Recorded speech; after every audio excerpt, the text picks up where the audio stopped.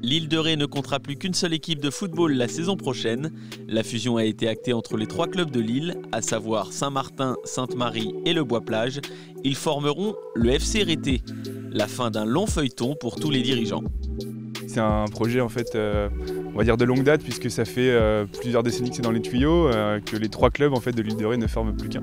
Et donc cette année, on a entre guillemets la chance d'avoir des planètes alignées, puisque voilà, les deux autres clubs de l'île, donc Sainte-Marie et Le Bois, sont venus en fin de saison nous solliciter pour éventuellement faire un projet commun. Et puis après plusieurs réunions d'échanges et de discussions, on s'est entendu sur la nécessité effectivement de créer une nouvelle identité, donc à partir de la saison 2022-2023 sur le Football Club Rété. Un nouveau logo, des nouvelles couleurs. Le club se prépare à changer d'identité pour la saison prochaine. Place au noir et blanc cette année. Les nouvelles couleurs, ce sera plus un secret d'ici quelques temps, puisque effectivement on va les officialiser rapidement. Après on va surtout se pencher, je pense, sur du noir et blanc avec des rayures verticales. Le nouveau logo, c'est encore une surprise, il est encore au vote de la communauté, donc là je vais essayer de garder le secret. Il fallait changer un petit peu l'identité générale. On ne voyait pas les 2 autres clubs en fait venir effectivement fusionner avec nous en gardant effectivement exclusivement l'identité ASR. Donc c'était le projet aussi de créer quelque chose avec un nouveau socle, mais en gardant aussi les forces vives et les compétences des 3 clubs. Ça, c'est quelque chose qui me semble très très important.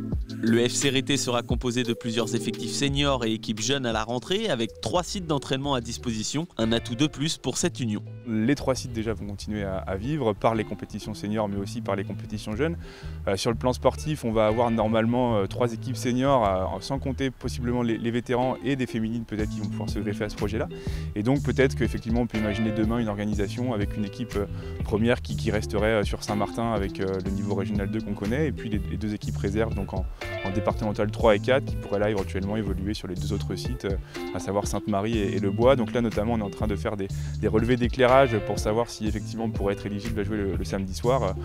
Mais voilà, aujourd'hui on n'a pas encore la réponse, donc c'est quelque chose qui va se décider peut-être plutôt dans le courant du mois d'août. Et après sur le côté jeune, évidemment, c'est ce qui va représenter aussi une autre vitrine, je pense, de notre future association, notre futur club, puisque en fait de chaque côté il y avait environ 80 joueurs dans chaque école de foot. Et donc demain l'idée c'est de se retrouver sur un volume doublé à quasiment 160 enfants, et là on va pouvoir à la fois sportivement peut-être avoir une évolution beaucoup plus structurée que celle qu'on avait auparavant. Dimanche 10 juillet aura lieu le match amical entre les Chamois niortais, pensionnaires de Ligue 2, face à Angers, club de Ligue 1.